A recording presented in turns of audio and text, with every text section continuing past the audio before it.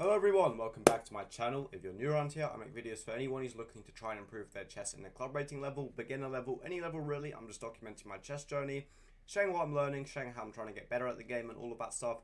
So if that sounds interesting, please consider subscribing as it would be greatly appreciated. I just want to say we're almost at 150 subscribers, so it'd be awesome if we could hit 150.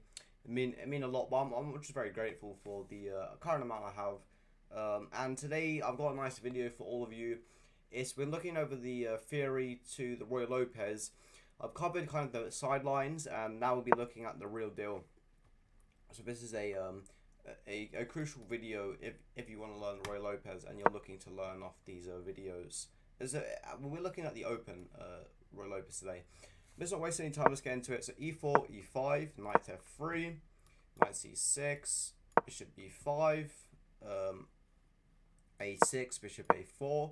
And now knight f6. I remember when I was playing chess a while ago, and I didn't really know the theory to this. I'd always play d6 because I was way too scared after castles or knight e4. So I'd always play d6 here, and it just weren't that fun, to be honest.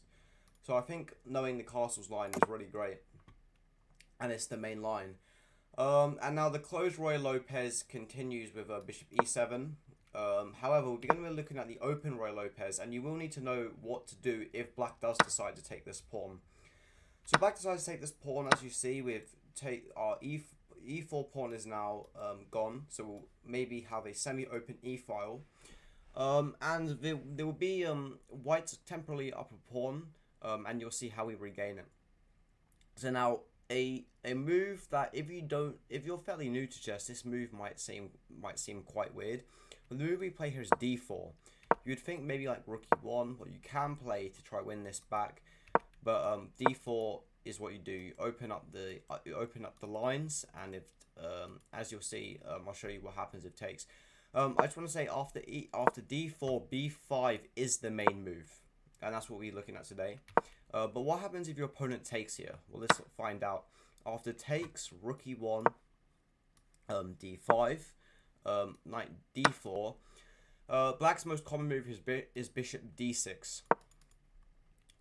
Moves like b5 aren't really. I mean, this knight and this pawn are very weak, especially with this knight we're threatening to take. So we will win back the pawn. So black's most common idea here is to go bishop d6. That's definitely the most popular. After knight c6, saying if takes, we fork. Check. There's an interesting move after knight c6. I'll let you try find black's move here. So it's bishop h2. And after king h1, if we take this after queen h4, say this, I'm pretty sure this is a draw. Yeah, this is just a draw. And if say takes and just say this is also a draw. Yeah. So that's a forced draw for black. However, after this, after bishop d6 here, after we take with the knight, black can take here. So when we take, it's a forced draw. If you want to draw, take it, but you probably don't want to draw. King h1 is played. Notice how there's no knight f1 check because this rook is pinning the knight. So after this, queen h4 is played, and now very interesting move, rook e4. Now this king's in check, and if this takes, then we can maybe move the knight back and win this bishop. Position will be advantageous for us. So d e5 is played, and after queen d8, it's not checkmate. After takes, king takes, and king h2. This is an endgame you could definitely get if you do play this opening, and white's actually a bit better here. It's got two pieces for a rook, but it's a bishop pair as well, and the position is quite open. So these bishops would just dominate, and this pawn's fairly weak. A very interesting move here.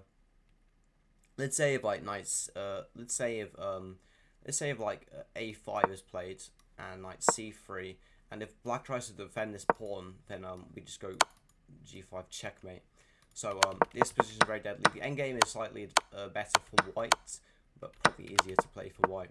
So just a reminder, after takes, bishop d6, knight c6, this, this, this. If queen takes, I believe we can just take back the bishop, or we can, yeah, we can go knight d4 first probably, and then maybe take it back. And now, so after takes, this, that's that. Okay, so I've shown you what happens if after this, after castles, if this is taken, we go d4 here. I'll show you what happens if this happens. You go, you can always rewind the video if you need extra time. But b5 is the most played move. After bishop b3, the most popular move is d5. Just reinforcing the center. There's no point of really trying to hang on to this pawn.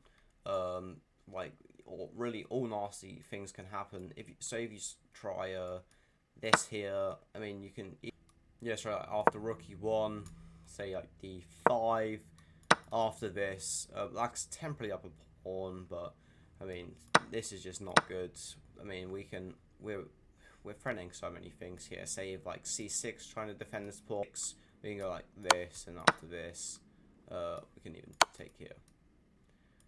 After this, so there's no way. I mean, if black tries to hang on to this pawn, there's just so many tactics that it's just not advisable at all, and it doesn't work. It just simply doesn't work. So after d4, b5 is played, bishop b3, now d5, just reinforcing this knight. Quite a logical move. And now d5, we're taking back this pawn, and now bishop e6, defending this pawn as we are threatening to win it, and we would be hitting the knights. So bishop e6 is played. After bishop e6, we play knight b to d. And now the important squares here is the c5 square. Another move you could play here is also c3. It's not as common, but after bishop c5, these positions get very dynamic. So if you, very dynamic for black, some pressure here, and yeah, these positions can get extremely sharp. But after knight b to d2, what's the main move? Knight c5 is played. White does not want to allow. White doesn't want us to take. Oh, sorry, black doesn't really want to do this as well. Say after bishop takes, this was a strong knight. Now knight was doing nothing. So after knight c5, c3 is played.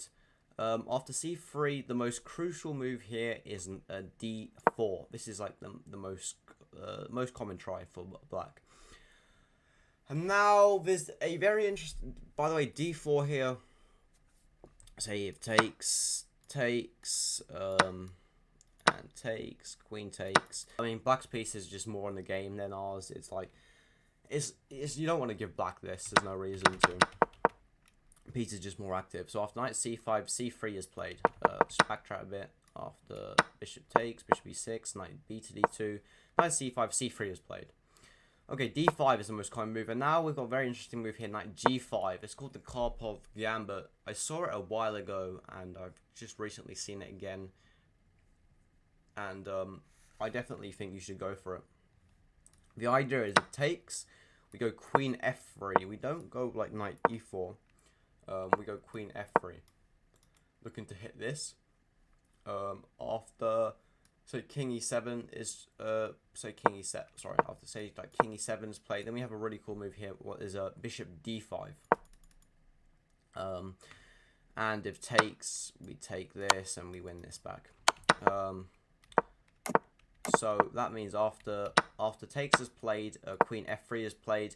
So this, no point defending it. So castle's normally played after bishop takes, fe6 takes.